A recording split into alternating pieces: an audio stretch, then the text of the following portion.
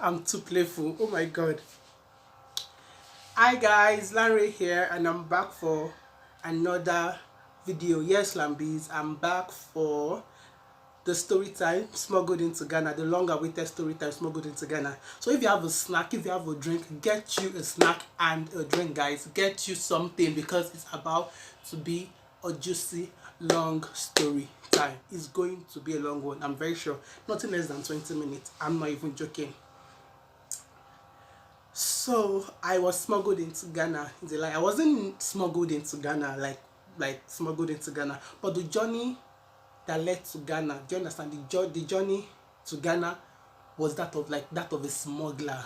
It was crazy, guys. I've never experienced this in my life before until then, and I hope I never experience it again in my life. It's not even going to happen. It's not going to happen. In the name of Jesus. In the name of Jesus, I receive it. So this particular story time happened in 2013. So a little backstory before the main event, because you know me, I don't like doing half gists. Like, why not give people the full tea, yeah. So in 2013, no, before 2013, my daddy has always been mentioning in that he would like me to study in Ghana. You understand? Like, I should go study in Ghana because the university over there is they felt like it was better than a lot of the universities over here in Nigeria, that it made more sense for me to study in Ghana. But what they were saying at the time was that I needed to do some stuff low-key underground, so that I'll be able to get easy admission into Ghana and stuff like that. So that was basically it. I'm not even going to go into that because those ones are irrelevant. Just let me just give people the real tea, the main tea. So I knew I was going to Ghana, but I didn't know when I was going to Ghana. So in beginning of August 2013, I finished high school, which secondary school, in 2013 in July. So in August, I was on holiday in my uncle's place in Abeokuta. So my plan was to use 2 weeks at my uncle's place for holiday, but before 2 weeks was complete, my daddy called me and he was like, there was someone that was going to Ghana, that it would make more sense for me to go with the man instead of my daddy to take me to Ghana himself. Does that make sense? At the time, my daddy didn't expect me to go to Ghana, didn't want me to go to Ghana myself for the first time. So he was thinking I was going to go with me over there, then probably come back to Nigeria. When it was time for me to come back, I'll come back myself, or you come and pick me, or something like that. At that time I was super botsy, super botsy. But now I'm not super botsy. Now I'm just whatever you call me. So I left Abeokuta, I came back to Ibadan, I packed my bags, and the next day was on a Sunday. So in the evening, my daddy took me to Igbeti. So guys, Igbeti is a town in Oyo State. How we have Ibadan, there's Igbeti in Oyo State. So Igbeti is my hometown, where I'm from, and that's where the man that was supposed to take me to Ghana was staying. So my daddy took me to Igbeti, and I stayed in the man's house till the morning of the next day. So the morning of the next day, we went to Shaki. So Shaki is another town in Oyo State. I hope you guys are adding everything together. I want everything to make full sense. Do you understand? So I went from Ibadan to Igbeti, then Igbeti to Shaki early in the morning. So, and Shaki to Igbeti is let's say max 1 hour journey. So when we got to Shaki is where we take the first car that was going to the border between Nigeria and Benin Republic. So we got to Shaki, we changed the money, we exchanged money from Naira to Cefas, because Cefas is the currency that they spend in Benin Republic, and basically so that I got a little bit of snacks, and it was time for the journey. So in my mind, I was thinking that we were going to take a luxurious bus now. When you think of international journeys like that, they are going across country, that you take big luxurious buses. No guys, it was not a luxurious bus. I don't even know how I'm going to describe this first car. This first car is it was a Peugeot. I don't know if it was a 504, but all these Peugeots that have, let me just say that it was a Peugeot 504, and we were 6 in the car. Guys, you heard me right. 6 in the motherfucking car. 1, 2, 3, 4, 5. No, we are not even 6. We're 8 in the car. We were 8. I'm not lying to you.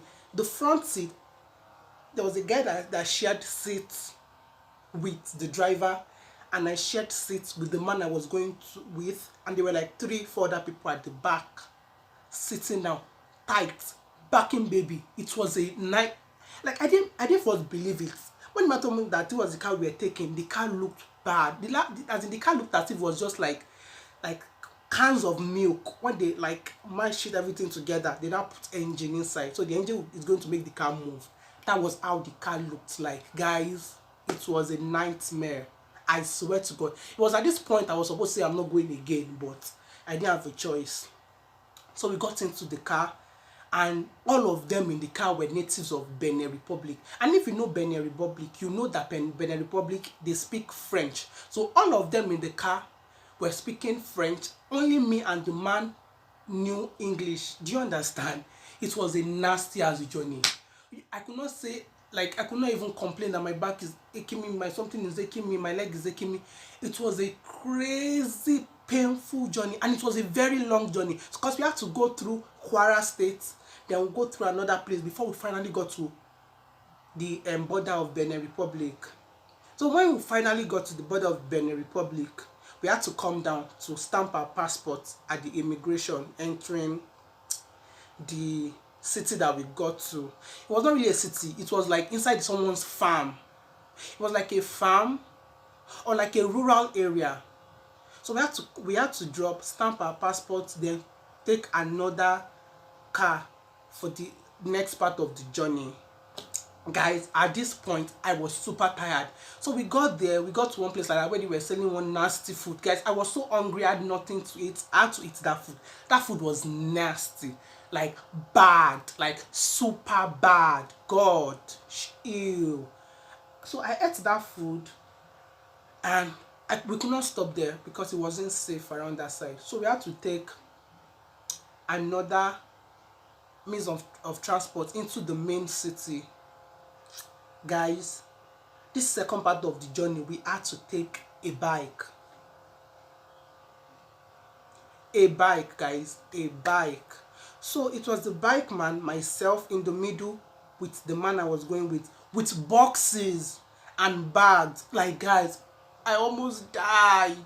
I swear to God. And the journey from the village where we were at to the main city was nothing less than, I don't want to exaggerate, an hour and a half. So imagine being on a bike for 1 hour and a half on quicksand in the middle of the forest. The journey from that part, like from the rural area to the main city, was as if you are going through the forest. Like how you, like when they show, like when you watch movies now and they depict like smugglers, the way they used to journey, just have that image in your head a little bit and just be adding it to the story I'm telling you to make it make a lot of sense. It was like a smuggler. Like we were like smugglers trying to escape, guys, trying to like smuggle in something to another. See, guys, it was crazy. So we got on the bike and the journey started again on the bike.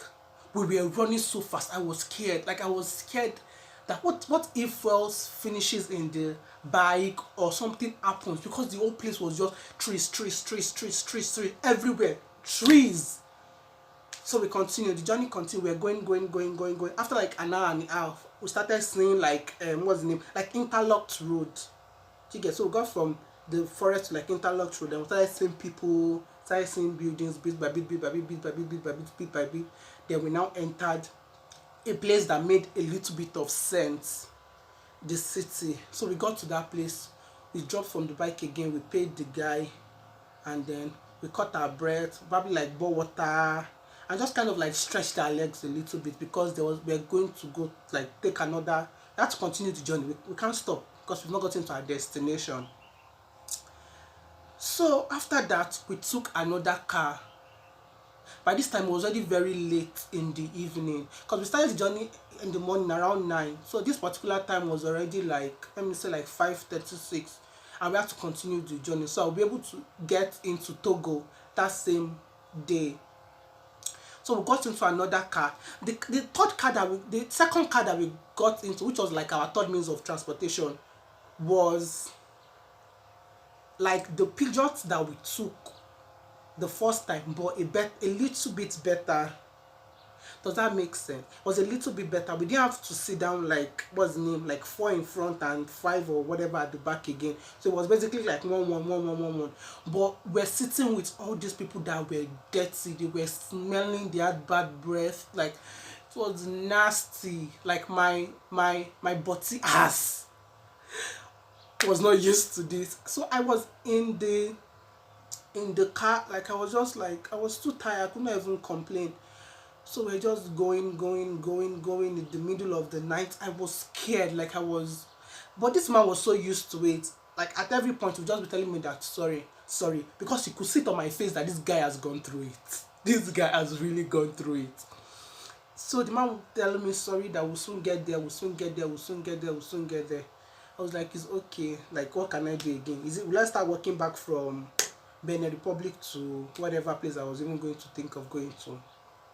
So we took the second means of transport, and we were going. It was already midnight by the time we got into Togo. By the time we got into Togo, it was very late. So we just parked, the car parked inside a filling station, not filling station like that, in the middle of the city. This place was a little bit like more, it was more developed than where we were coming from.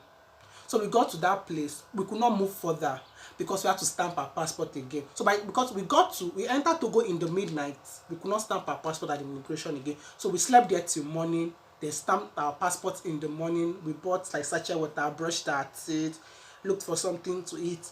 That's continued the journey. So we took another car to another part of Togo. It was another long journey. So we took another car. It was between this car that my daddy called me, and my daddy was like, how was the journey? Like, guys, I wanted to cry. My daddy could hear it in my voice, so it was like, oh sorry, kidiko, like it was like whatever. I was like, that is okay now. When we get there, we'll talk and everything like that. Whew, baby boy was tired. So the journey continued, and then we got to where we are going to go to next. I can't really remember the names of these places. Honestly speaking, I used to remember before, like 2 years after, I could still remember a little bit. But now I cannot remember. I can only remember some places in Ghana we got to. So, but I'm going to be mentioning those places when we get there. So we got to the next place I am in Togo, and we were there for a couple of hours. I think we had issues again with some people, so it took time before we could continue our last leg of the journey from Togo to the border of Ghana. So we got there, and then no, it was now time for us to take the last means of transport from Togo to the border of Ghana, and it was a bike again. Guys, this one was even worse. Like what we had to go through in this second one was worse than the first one. Guys, it was in the middle of the night. Like the first bike we took from Benin, like from the rural area of Benin to the city, was even still during the day. It was like afternoon to like evening period. This one was in the night. So we're going through people's farm. You can imagine going through maize farm in the middle of the night. Anybody could shoot you. Like thieves could come out of the forest. Like it was very bad. It was this very scary thing. I swear to God. I'm very sure that low-key this man too was scared, but you know now it was the other one. Like he wanted to like keep it together so that if he's scared, like what should I now do? So we on the bike, he was asking, am I okay? Am I okay? I'm like, yes, I'm okay. Like let's just get to where we are going to. Like let's just even get to a place that looks safe. At least let's just get to a place that looks safe. I was too tired. So we got to um the border between Togo and what is the name? And Ghana early in the morning. So by the time we got there early in the morning, we went to the immigration place again. So I was stamp our passport. That was where they gave us visa of like 60 days to stay in Ghana, because now we're already going to where we're going to. Guys, I've not gotten to where I was going to, because apparently people I was going to meet in Ghana, they were staying in the north of Ghana, which was Tamale. So we got to Ghana. Then where we got to was called Tatale, I think. If you're Ghanaian and you're watching this video, just comment believe I'm saying rubbish. So we got to a place like that called Tatale. Tatale was like a farmer's market. in the rural area, but it had a lot of like places where you could eat, where you could buy stuff. It's just like as if like farmer, like what's the name, buyers going to the farm area to buy fresh produce to take to the city. Does this make sense? I think it makes sense. Like it should make sense. People should make it make sense. I beg, don't stress me. So we got to that place. That was when I first ate banku, and I think fisherman soup. I'm not really sure the name of the soup, but that was when I first ate banku. The banku was very nice. We ate banku. We treated ourselves a little bit. We had to wait for another bus, a bus that was going to take us from Tatale to, I think the place was called Yendi. I'm not sure. Correct me down below if I'm wrong. So the bus took time. We waited for like 5 hours or thereabouts. It took a very long time. But the bus finally came and we sat down inside the bus. It was very tight. It was hot. And you guys know how hot Ghana is. We used to complain as Nigerians that Nigeria is very hot. If you've not gone to Ghana, Ghana is freaking hot. I'm not even joking. So we got into the bus, and this bus was very big. It was not even like a luxurious bus. It was like a 150 passenger bus. I'm not even joking. Like an aeroplane sized bus. I'm not kidding. So we got into it and the journey started. The road was bad. Everything was head like this, body like this, everything like this, everything like this. It was nasty. Body ache. Everything was just, it was there to live, there to exist. Our body was the body.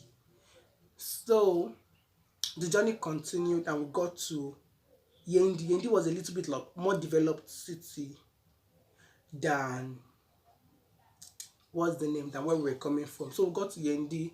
Then we had to now buy another ticket, another bus ticket that now finally took me to Tamale, where I was going to in Ghana. So by the time we got to that Yendi, it was already very late in the evening. So we took another bus. This was the most comfortable bus I took throughout the journey. Then I got to, what's the name, Tamale. That bus took us all the way to Tamale. And by the time I got to Tamale, that man already called the family I was supposed to go and meet in Ghana, and they were already waiting for us at the, what's the name, at the car park. So immediately our bus landed, they came to meet me, they carried my load, they saw that I was very tired. It was like, oh, like, sorry, whatever. In my mind, I was like, this thing is not going to happen to me again. Like, no, I can't go through this again in my life. So that was the journey, guys. The smuggler's journey to Ghana. It was bad. Like, I don't know how I'm going to explain it again, guys. That's going to be more interesting, or it's going to make more sense. Because the picture is all in my head. Like, saying the story again, I can see it again, as if it's like happening again. It's real. Like it was an experience. I know the funny thing was, like, when I was now coming back from Ghana to Nigeria, like about like 2 months after, I came with flight. Honestly speaking, the flight wasn't more than like 45 minutes. I'm not thinking of it in my mind. I see what I used almost 3 days on. The journey I went through for like 3 days, I almost died. So you could actually go from Ghana to Nigeria, Lagos, Nigeria, Accra to Lagos in less than 1 hour. That was when I knew in my mind, like, I can never go through it again in my life. I cannot even do it. Honestly speaking, they were not telling me later that there was another route from Lagos to to Accra through road, but they said the other road was like was more dangerous than the one I took. That that one had like burglars, like thieves, and all these ayats and stuff like that on the road. That's why a lot of people don't take it. I was like, okay, what's the difference between that one and this one? Everything is still bad. I beg, I cannot go to any neighboring country again by land, only if it's going to be like, I don't know, like a private car that has AC and everything, that is more luxurious. I'm not even joking. I'm not about to go through that again in my life. So that's basically the story, guys. Have you gone through an experience like that before? Just put your story in the comment section. I know a lot of people want to read it. And if you've not subscribed to my channel, please subscribe if you enjoyed this video, and for more coming soon. I remain beautiful, Larry. I love my Lanbies so much. Don't forget to give the video a thumbs up as well. You can click the bell beside the subscribe button so you'll be notified anytime I upload a brand new video. I love you guys so much, and I'll see you all in my next video. Bye guys.